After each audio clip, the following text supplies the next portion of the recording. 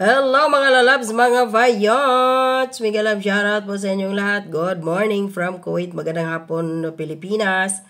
Magandang umaga, tanghali, hapon, or gabi saan man sulok ng mundo.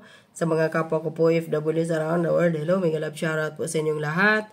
Kung bago lang po kayo sa aking YouTube channel, huwag po kalimutan mag-subscribe, like, at share. Maraming salamat mga kababayan, mga lalabs, mga vayots. So dito po tayo sa ating topic ngayon na naloko na. Si Senator Bato de la Rosa kahapon ay na high blood sa post ni Maharlika, no? Sa kanyang Facebook account. Hindi natuloy na ipagpatuloy pa yung Senate hearing ng PDEA leaks patungkol dito sa issue na si Bongbong Marcos nung panahon na siya pa ay senador ay bangag, no? Na dapat pala ay huhulihin na. So yun, na-distract si Senator Bato kahapon dahil sa post ni Maharlika, no? Sino ba ang unang may kasalanan dito? Unang-una, para sa akin, dito nagkamali si Senator Bato de la Rosa eh. Or itong kanyang staff, siguro wala namang hawak na sila. Excuse me kasi may ano ako dito, may ubo ako. Wala naman siguro ng hawak na cellphone si Senator Bato, or kung meron man, ito yung dapat isipin ng mga mambabatas natin. Na sa panahon na kayo ay may iniimbestigahan, dapat di po kayo nagsisilpon. Dapat po mag-focus po kayo sa topic, sa tema, sa kung ano man ang inyong dapat imbestigahan na problema or kaso or whatsoever, no? So ngayon, unang-una dito talaga sa akin, tinatawag na si Senator Bato de la Rosa ang bias. Hindi ko po nakita ang bias si Senator Bato de la Rosa dito. Magpakatotoo lang po ako, ha. Ginawa po niya ang lahat. Napatunayan po natin, nakita natin sa kanyang pag-imbestiga sa hearing niya about doon sa 13 billion na shabuyas na karga doon sa van ng isang American citizen or dual citizen siguro yon na si Ajalon Zarate na 13 billion na chinap-chap nila to 2 tons or 2 tonelada naging 1.8 tons na lang, tapos nagiging 1.4, sa huli nagiging 1.2 na lang tons. So mga estimated calculation na lang ni Abalos. So napatunayan natin kung gaano kasinungaling si Abalos doon. Talaga malaki po ang naitulong para sa akin ng investigasyon ni Senator Bato de la Rosa, although may nakukulangan pa rin. Hindi naman talaga ang tao nakukontinto. Walang nagiging makontento, no? So, pagdating naman dito sa issue ni Bongbong Marcos na pagiging bangag niya, ang may problema dito po ang staff ni Bato. Dapat pag may makita kayong message, etc., huwag po ninyong i-distract or i-disrupt ang senador, no? Or kung sino pa mang amo ninyo na pakitaan ninyo ng message habang siya ay nag-iimbestiga. Kagaya nito, kahapon si Maharlika hindi nakontento, nakulangan siya sa pag-imbestiga ni Senator Bato de la Rosa. So nag-post si Maharlika kahapon ng kanyang doon sa kanyang Facebook account. Ang sabi niya dito, doon sa Buljakan na Facebook account ni Maharlika, puntahan ninyo yun, no? Senator Bato de la Rosa, si Marcos, bangag. Ang subject, hindi ako at si Morales. My God! Magtatanong na ba ako na nabayaran ka ni Liza? Ito yung problema din kasi pag minsan, no, sa tao. Kapag hindi ka kontento sa ginagawa niya, isipin mo na lang kaagad ay nabayaran. Yun eh. Gawain po yun ng mga dilawan talaga. At hindi lang dilawan. Pati din sa mga Marcos vloggers. Na si Maharlika daw, sinabi na, at si Sas Rogando Sasot, nabayaran daw ni Duterte. Sila si Banat Bay, nabayaran daw. Pero wala naman silang maipakitang ebidensya. Unlike sa mga vloggers ni Marcos na mayroon talagang patunay na nagbabayad, may trolls ang Marcos administration. Panahon pa lang ng kampanya, sinabi na ni Bongbong Marcos, mag-hire ako ng libo-libong trolls. O nagkagulo sila Mami Ping, sila yung biyahe ni Koy, sila Coach Jared, etc. Nagkagulo sila po sa bayaran. And later on, napatunayan na may mga bayarang vlogger talaga ang Marcos administration, sila Romualdez, na ito si Makagago. Highest paid si Makagago. So doon po, nagkaroon ng na talagang may bayaran. Tapos ngayon, balik tayo dito sa kaso na high blood si Senator Bato doon sa message na yon ni Maharlika. So nagsalita siya, nabayaran ako ni Lisa Marcos. How dare you?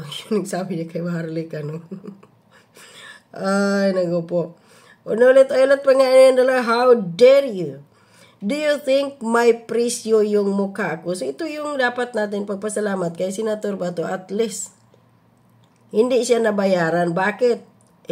Tinuloy niya eh. Kung tandaan natin mga lalabs, mga bayots, na-postpone po ito. Itong hearing na to. Akala nga hindi na matuloy ito eh.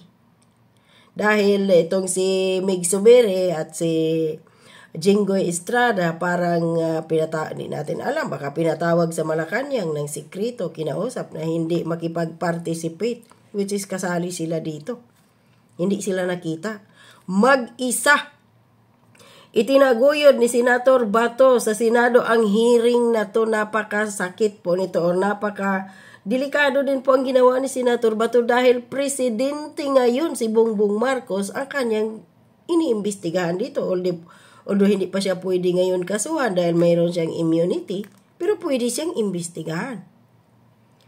So ngayon, sabi pa niya dito, kung gusto kong pagtakpan si President Marcos, dapat hindi na ako nag-hearing dito, which is correct. Tingnan mo si Raffy Tulfo. Doon sa Lone Vitor na yan, ayon, umirit na naman.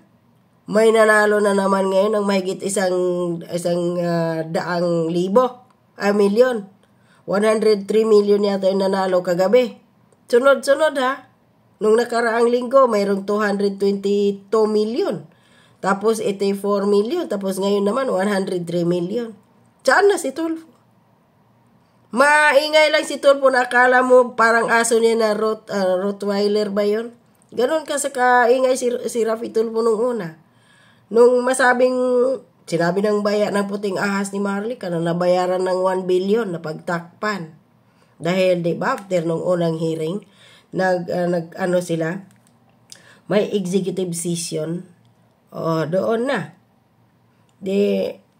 Matapos nun, wala na si Tulfo.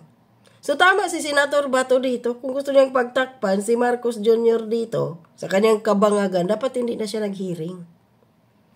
Dito sabi pa niya, dapat hindi na ako nag-hearing dito, Maharlika. Kung gusto mong sabihin na bayaran ako ni First Lady, wala na, hindi ko na ikakonduct yung hearing. But my God, we are talking about the future of the Philippines. Yung sabi niya dito. At doon din sa PDEA na to, natin na pag-alaman at ipagpasalamat natin kay Senator Bato de la Rosa na kahit ano pa yung pagbira ni Maharlika at pagsalag ng PDEA dito na pagtakpan si Marcos Jr. sa kanyang pagiging adik, pagiging bangag noon, bangag hanggang ngayon, na sinasabing lang artificial information generated iyon, hindi po sinabi yun hindi sinang-ayunan ni Senator Bato de la Rosa, which is thumbs up ako doon at saludo kay Senator Bato de la Rosa dahil sabi niya hindi iyon AI generated. Bakit? Dahil mayroon doon yung dalawang tawag doon nila, yung parang ini-stapler ang style na may butas sa gitna na nakalimutan ko pang tawag doon. Meron yun dalawa doon. So, hindi po yun. Inukihan hindi nag-agree si Senator Bato de la Rosa doon na AI generated yon. Original iyon.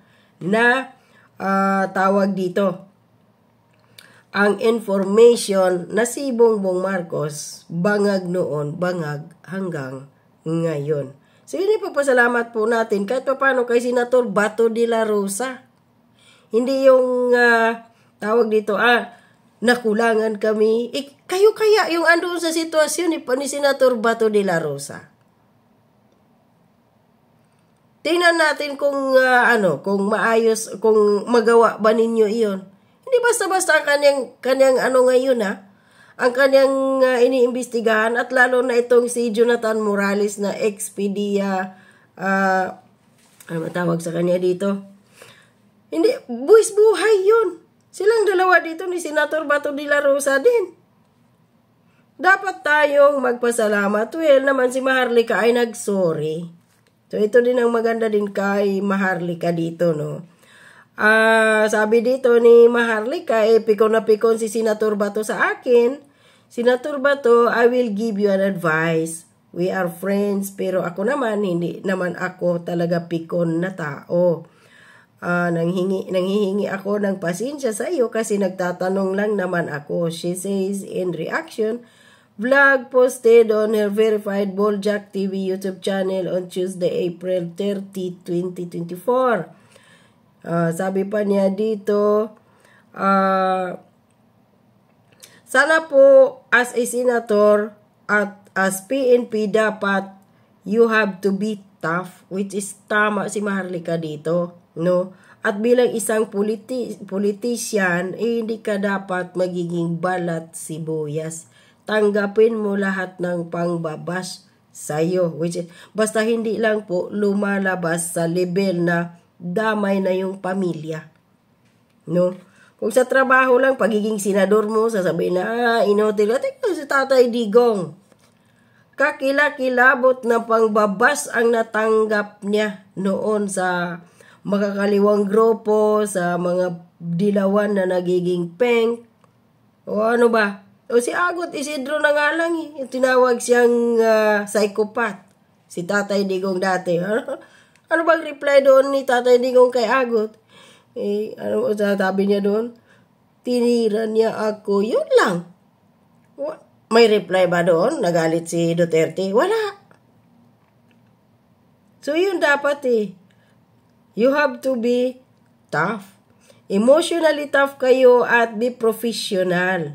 Nabigyan niyo pa tuloy ako ng limelight sa Senado na I'm enjoying it. Tabi pa niya dito, I'm enjoying it at the same time, dismayado po ako. Hindi kita binarubal, Senator Bato, alam mo yan, hindi kita binababoy. Okay, kasi kung baboy o babarubalin kita, yung matitikman mong salita sa akin, hindi talaga makain ng iro or aso. Pero, humihingi ako ng pasensya sa iyo dahil na-disrupt ko ang hearing unintentionally. So, yun ang kagandahan din kay Maharlika. So, at dapat si Senator Bato din magpasalamat kay Maharlika dahil bakit? Kung hindi dahil kay Maharlika, hindi mabuksan itong issue kay Bongbong Marcos. No? Na dapat, hinahamon ni Senator Bato na sa May 7, magbukas ulit. Dapat mas tough si Senator Bato dito at dapat talaga niyang patunayan dito na siya ay para sa taong bayan, no? Hihintayin natin yan. At dapat si Maharlika ay dumalo sa hearing na yan dyan sa Senado through Zoom or Skype, no? Magpakita siya at sana naman ay doon sa May 7, dadalo si Maharlika via Zoom sa Senate hearing ni Senator Bato de la Rosa at dyan na niya sana ilabas yung video ni Bongbong Marcos na kung saan di umano ay nagpopol buron sumisinghot. So abangan po natin yan mga lalabs, mga vayots. So hanggang dito lang. Maraming salamat. Stay safe po. God bless and bye-bye.